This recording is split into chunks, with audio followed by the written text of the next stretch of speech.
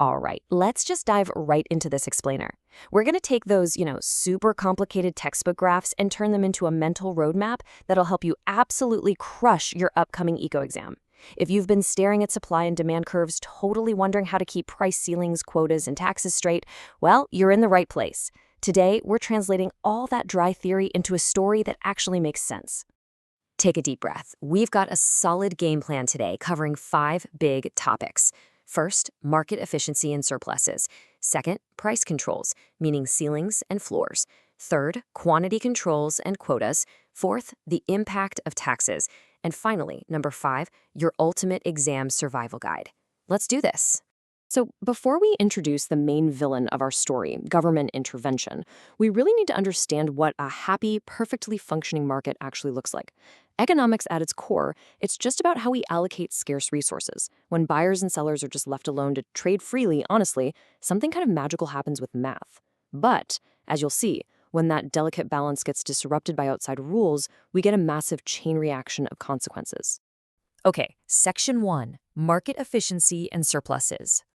Let's start with consumer surplus. This is basically the collective win for buyers. Imagine you saved up, say, $300 for a pair of limited edition sneakers. But when you finally get to the checkout, the market price is actually only $150. That $150 difference, that's your individual consumer surplus.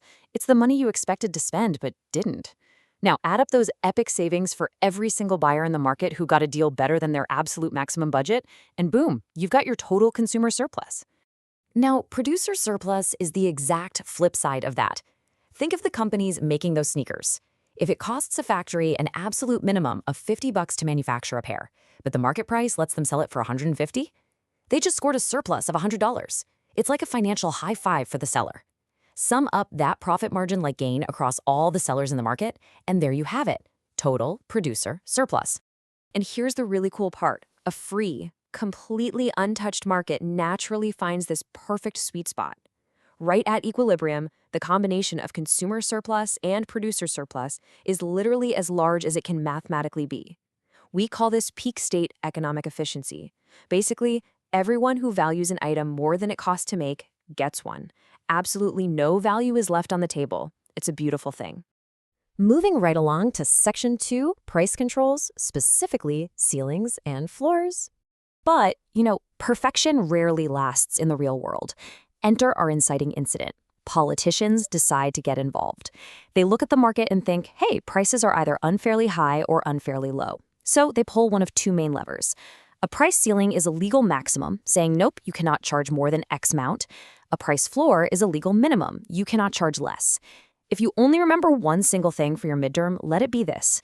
For a price ceiling to actually do anything, it absolutely must be set below the natural equilibrium price to pull prices down. And conversely, a price floor has to be set above equilibrium to actually prop prices up. So what happens when they do this? Chaos, basically. If a price ceiling is set way too low, like capping the price of premium artisan coffee at $1, demand absolutely skyrockets, but the cafes literally can't afford to brew it, so they just stop making it. Bam! You get massive shortages and lines around the block for coffee that doesn't exist. On the flip side, a price floor, like the government guaranteeing a ridiculously high minimum price for soybeans, leads to giant surpluses. Farmers grow a ton of it, but nobody wants to buy it at that inflated price, so warehouses just fill up with unsold beans. And whenever the government meddles with these ceilings or floors, forcing the market away from its natural happy place, we get deadweight loss. Make no mistake, this is the ultimate villain of your economics exam. Deadweight loss is not money that goes to the state. It's not a transfer of wealth from buyers to sellers. It is pure, unrecoverable, destroyed value. It literally represents all those awesome, mutually beneficial trades that would have happened in a free market, but are now legally blocked from occurring. Poof, just gone. All right, let's jump into Section 3, quantity controls and quotas. Sometimes regulators ignore the price tag entirely and just target the actual factory output. Imagine the city passing a law saying only 500 commercial e-bikes are allowed to be manufactured this year, period. This is a production quota. It strictly caps the quantity of goods available, totally regardless of how high consumer demand gets or how efficiently companies can actually build those bikes. When a quota drops like that, you've got to look at who wins and who loses. Consumers? They always suffer a loss in surplus because artificial scarcity drives the market price way up. Producers, though, they're kind of a mixed bag. Sure, they sell fewer units, which hurts, but they sell them at a massive premium, which might actually boost their overall surplus. But here is the critical takeaway. Because the total quantity traded is forcibly shoved below equilibrium, a deadweight loss inevitably appears. Every single time. Society as a whole is mathematically worse off. Okay, deep breath. Section 4. The impact of taxes. Professors absolutely love to trick you with this exact question. They'll say, hey, the government levies a $10 tax on sellers of a specific good. Naturally, your brain goes, oh, the seller pays the $10, right? Wrong. Economics teaches us to look way past the legal wording. Who literally hands the cash to the tax collector tells you absolutely nothing about who economically bears the burden of the tax. We've got to separate the buyer from the seller to see what's really happening. Think of a specific per-unit tax, like a giant physical wedge just hammered right between the demand curve and the supply curve. It basically splits the price into two totally different realities. You have the price buyers pay, let's call it PB. Because of the tax, that price gets pushed up. Then you have the net price sellers actually get to keep after paying the tax. Let's call that PS. That price gets pushed down. The exact literal size of the tax is simply PB minus PS. So who swallows the bigger half of that wedge? That depends entirely on elasticity, basically how flexible each side is.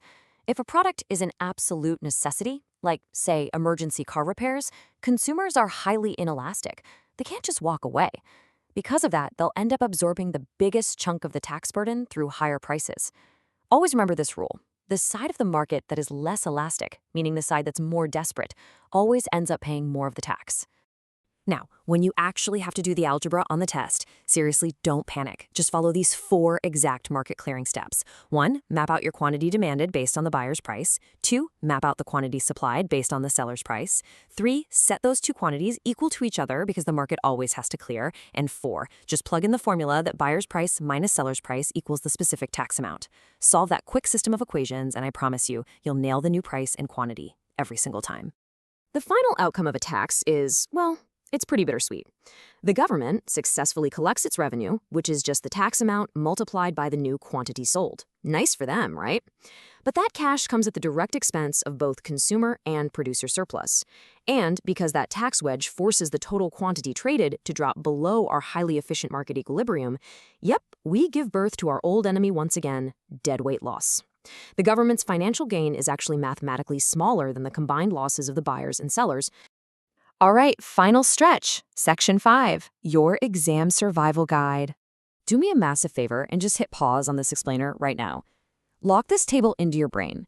Take a mental screenshot. It flawlessly maps out every single gain, loss, and deadweight penalty you are going to be tested on. And look at the pattern here. Whether it's a ceiling, a floor, a quota, or a tax, if it pushes the market away from equilibrium, a deadweight loss is created, period. Consumers almost always take a hit, while producers might lose or, in some weird cases like floors and quotas, artificially gain. Knowing this table cold is literally like having the answer key. Also, please avoid these super common professor traps. Trap number 1, remember that an ineffective price ceiling, one set way up above equilibrium, does absolutely nothing. The market just chills happily below it. Same goes for price floors set below equilibrium. Totally useless. Trap number 2. Never forget that legal tax liability has zero impact on the actual economic burden. Elasticity makes that call. And finally, deadweight loss isn't just some empty triangle you shade in on a graph. It is a very real net loss of welfare to actual society. Deadweight loss is the true villain of your economics exam, a pure loss to society that helps no one. I really want you to burn this quote into your memory. Whenever a perfect, highly efficient market gets shoved out of its natural equilibrium by any sort of government intervention, society inevitably bleeds value. It helps absolutely no one. It is just the stark mathematical cost of meddling with free trade. So I'm going to leave you with this somewhat provocative thought to ponder before test day. We've basically just proven that, mathematically speaking, every single market intervention causes inefficiency and deadweight loss, right? So why do governments literally all around the world keep using them? What hidden societal values, things like equity, fairness, or public safety, might a government be prioritizing over perfect, ruthless economic math? Keep that in mind as you study. You've got this. Good luck on your exam. You are totally going to crush it.